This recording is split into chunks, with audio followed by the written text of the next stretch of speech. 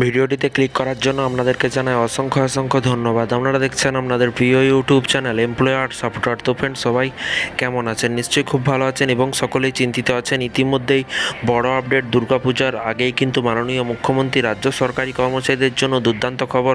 সরকারি কর্মচারীদের পোয়া 12 পুজোর মাসে কিন্তু একটানা 16 দিন ছুটি বিরাট ঘোষণা করলো নবান্ন থেকে মাননীয় মুখ্যমন্ত্রী। টানা ছুটি পড়ছে 16 দিন। কবে থেকে পড়ছে চলুন বিস্তারিত জেনে নেওয়া যাক। ভিডিওটি সম্পূর্ণ দেখবেন। এখানে বলা হয়েছে অক্টোবর মাস পড়তে না পড়তেই কিন্তু পুজোর আনন্দে মেতে উঠেছে বাঙালি এবং পিতৃপক্ষে কিন্তু অবসান ঘটিয়ে দেবীপক্ষের সূচনা হয়ে গিয়েছে এবং মহালয়া থেকেই কিন্তু পুজো উদ্বোধন শুরু করে দিয়েছেন মুখ্যমন্ত্রী এবং মমতা বন্দ্যোপাধ্যায়। এই আবহে কিন্তু এবার রাজ্য সরকারি কর্মচারীদের জন্য বড় সুখবর। পুজোর মাসে একটানা 16 দিন ছুটির কথা ঘোষণা করল নবান্ন এবং রাজ্য সরকারি কর্মচারীদের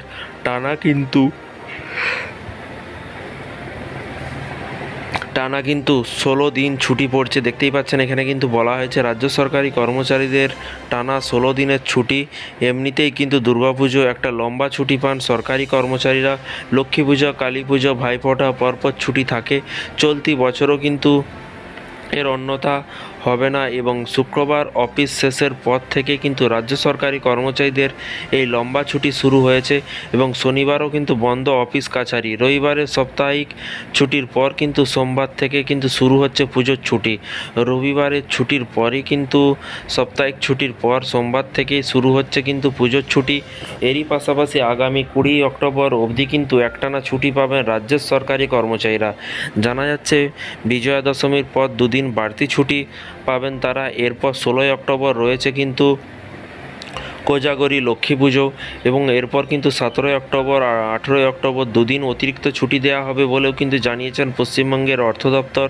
সব মিলিয়ে কিন্তু অক্টোবরে প্রায় অর্ধেক মাস কিন্তু ছুটি পাবেন রাজ্য সরকারি কর্মচারীরা।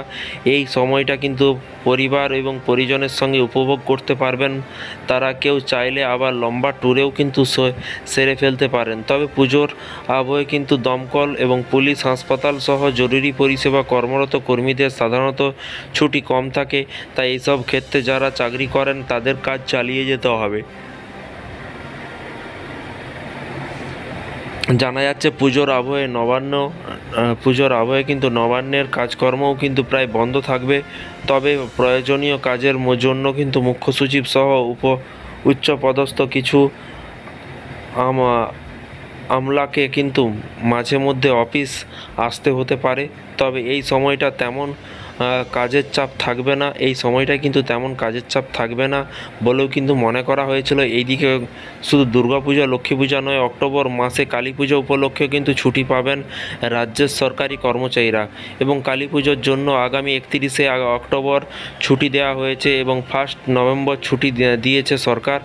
এরপর কিন্তু ভাইফোঁটা পড়ছে 3 নভেম্বর রবিবার। সেই দিনও কিন্তু ছুটি অবশ্য জলে যাবে না, সোমবার ছুটি দেওয়া হয়েছে এবং কালী পুজো, ভাইফোঁটার ছুটি কাটিয়ে আগামী 5ই নভেম্বর আবার কিন্তু সরকারি অফিস খুলবে কিন্তু এটাই কিন্তু বলা হয়েছে। তো ফ্রেন্ডস, একটানা 17 দিনের 16 দিন ছুটি পাবেন আপনারা। তো এই ছিল আজকে একটি ছোট্ট আপডেট।